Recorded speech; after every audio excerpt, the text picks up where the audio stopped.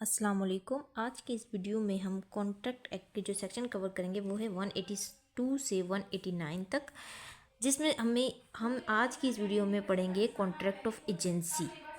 Contract of agency क्या होता है, ये तमाम चीज़ें हम इस सेक्शन इन सेक्शंस में डील करेंगे।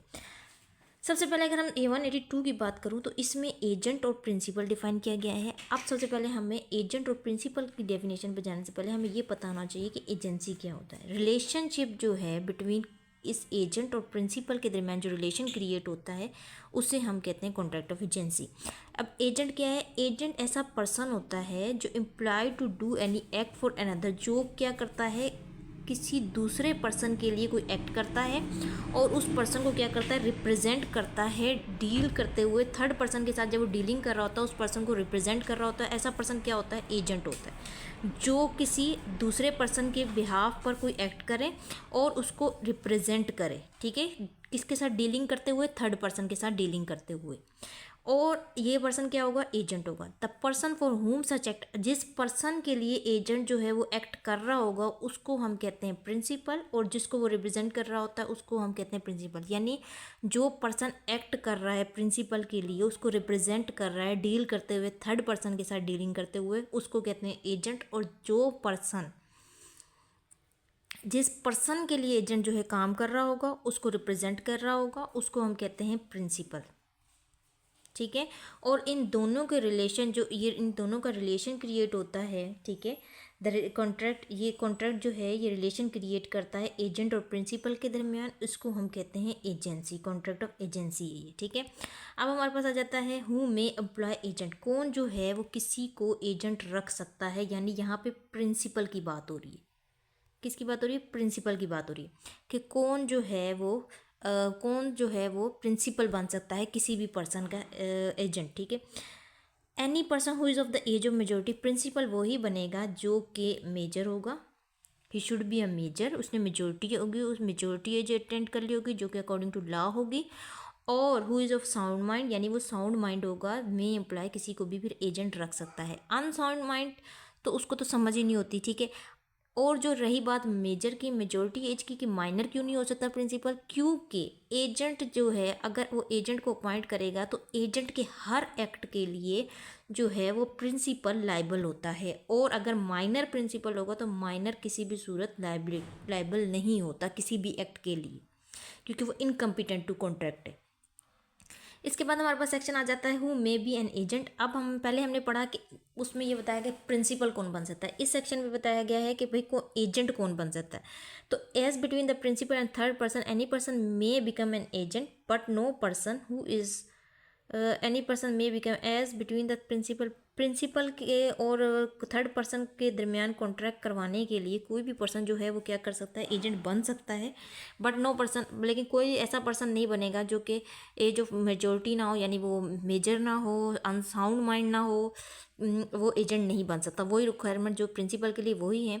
सो एज टू रिस्पॉन्सिबल टू, क्योंकि ये बन तो सकता है क्योंकि इसमें डायरेक्ट रिस्पॉन्सिबिलिटी जो होती है थर्ड पर्सन, अगर कोई किसी किस्म का मतलब इसमें जो है वो रिस्पॉन्सिबल, अगर कोई भी ऐसा एक्ट करेगा एजेंट जिससे थर्ड पर्सन को कोई भी नुकसान हो तो डायरेक्ट रिस्पॉन्सिबिलिटी किसकी आएगी? प्रिंसिपल की आएगी। तो प्रिंसिपल का तो मेजर होना ज़रूरी है। अगर एजेंट जो है वो कोई इस तरह का काम करता है तो फिर एजेंट जो है वो किसके लिए लायबल है? वो अपने प्रिंसिपल को जो है जवाबदेह है। अकाउंटेंट किसको है? प्रिंसिपल को अकाउंटेबल है। तो इसलिए इसका भी मेजर होना, साउंड माइंड होना ज़रूरी है। इसके बाद हमारे पास आ जाती है इस कॉन्ट्रैक्ट में क्या कंसिडरेशन जो है वो ज़रूरी है। इस कॉन्ट्रैक्ट में कंसिडरेशन होनी चाहिए कि नहीं? क्योंकि हमने ये पहले पढ़ा कि कोई भी कॉन्ट्रैक्ट एग्रीमेंट में कंसिडरेशन नहीं होगी तो वो कॉन्ट्रैक्ट नहीं बनता। कंसिडरेशन इज़ जो है वो नेसेसरी एलिमेंट है किसी भी कॉन्ट्रैक्ट को बनाने के लिए, चाहे वो एक्यूटिव मतलब एडुकेट अमाउंट हो ना हो, लेकिन उसमें कंसिडरेशन होना ज़रूरी है। तो कंसिडरेशन इस कॉन्ट्रैक्ट के अंदर तो ज़रूरी नहीं है। No consideration is necessary to create an agency. Agency create करने के लिए किसी किस्म की भी कंसिडरेशन की ज़रूरत नहीं है। एजेंट्स अथॉरिटी में भी एक्सप्रेस और एम्प्लॉयड। अब एजेंट की अथॉरिटी जो है 186 के अकॉर्डिंग एक्सप्रेस भी एजेंट हो सकते हैं, कि एक्सप्रेसली उन्होंने बता दिया कि मैं एजेंट हूँ, या फिर एम्प्लॉयडली भी कॉन्ट्रैक्ट इनके दरमियान हो सकता है एजेंट और प्रिंसिपल के दरमियान। अब सेक्शन 187 हमें बताता है डेफिनेशन ऑफ एक्सप्रेस और इम्प्लाइड अथॉरिटी के बारे में। इसमें बताया authority is use to is set to express when it is given by the word spoken और रिटन। जब कभी भी एजेंट और प्रिंसिपल के दरमियान बाय वर्ड स्पोकन या रिटन कोई एग्रीमेंट होता है तो उसको हम कहते हैं कि एजेंसी क्रिएट हो गई बाय एक्सप्रेस एजेंसी क्रिएट हो गई।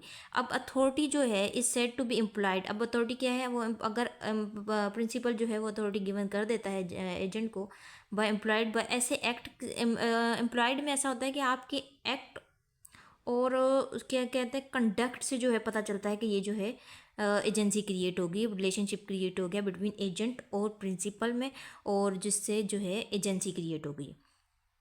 ठीक है, अब इसमें हमारे पास अगला सेक्शन जो आता है वो है, अच्छा अब इधर मैं आपको इसमें एक सेकेंड यहाँ पर ही मैं आपको बताती हूँ कि हमारे पास जो है ना एजेंसी जो है वो बहुत सी किस्म की है, जिसमें से सबसे पहले हमारे पास आ जाती है एजेंसी ऑफ स्टॉपल। इसमें ये होता है फॉर इंस्टेंस जैसे हमारे पास एक पार्टी है ए, एक है बी और एक है सी। ठीक है, अब ये एजेंट है, ये प्रिंसिपल है।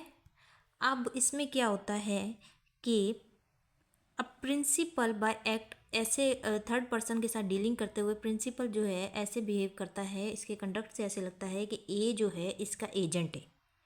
ठीक है, अब इस तरह का वो भले वो एक्सप्रेसली नहीं, भले इम्प्लॉयडली जो है उसको इस तरह से इसको बताता है कि इसको ये लगता है कि जो बी ए है वो इसका एजेंट है, तो वो इसके साथ अगर डीलिंग करता है बाद में तो यहाँ पर एजेंसी ऑफ स्टॉपल लग जाएगी कि ये बी बाद में अपनी बात से मुकर नहीं सकता, क्योंकि इसके कंडक्ट और एक्ट से ये बात प्रज्यूम कर ली थी सी ने कि ये जो है इसका ए एजेंट है, इसकी उसके ऊपर ही इसने इसके साथ आगे फर्दर जो है कॉन्ट्रैक्ट जो है वो किए थे बाकी। तो इस सूरत में इस पे जो है प्रिंसिपल पर, इस कंडीशन पर स्टॉपर में प्रिंसिपल पर यहाँ पर स्टॉपर लग जाएगा कि वो डिनायल नहीं कर सकता कि मैं जो है वो प्रिंसिपल नहीं हूँ ए का, उस कंडीशन में। अब आ जाता है एक होती है agency by holding out. Agency by holding out. ठीक है, ये हमारे पास दूसरी टाइप है।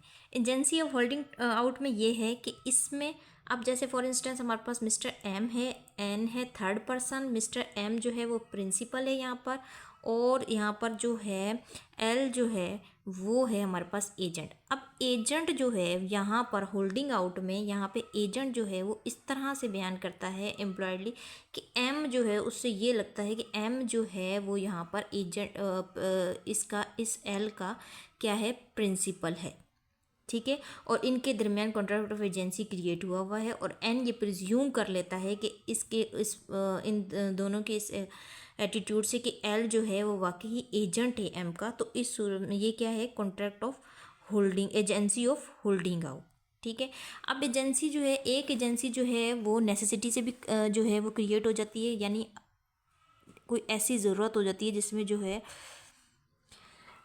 एजेंट जो है वो बिहाफ पर, प्रिंसिपल के बिहाफ पर कोई एक्ट कर देता है जो कि बहुत ज़रूरी था। ठीक है, अब जैसे फॉर इंस्टेंस हमारे पास दो फैमिलीज़ हैं। ठीक है, एक मिस्टर ए की फैमिली है और एक मिस्टर बी की फैमिली है। अब मिस्टर ए क्या करता है कि भाई इसने जाना होता है कहीं काम से कहीं दूर, और मिस्टर बी को ये जो है अपने घर की चाबियां वगैरह दे जाता है। जब ये चला जाता है तो इसकी एब्सेंस में क्या होता है कि इलेक्ट्रिकल इसकी बिजली का जो है वो बिल आता है, और उसका इसके से ड्यूज पड़े होते हैं, और कहते हैं कि अगर ये आपने 2 दिन के अंदर नहीं उतारे तो आपकी बिजली कट जाएगी इसकी ए की। तो अब ये इसको कम्युनिकेट करने के लिए कोशिश करता है, लेकिन इससे रब्ता नहीं होता, और 2 दिन का टाइम होता है। अब इसको क्या लगता है कि इसमें इसका कोई इंटरेस्ट नहीं होता बी का।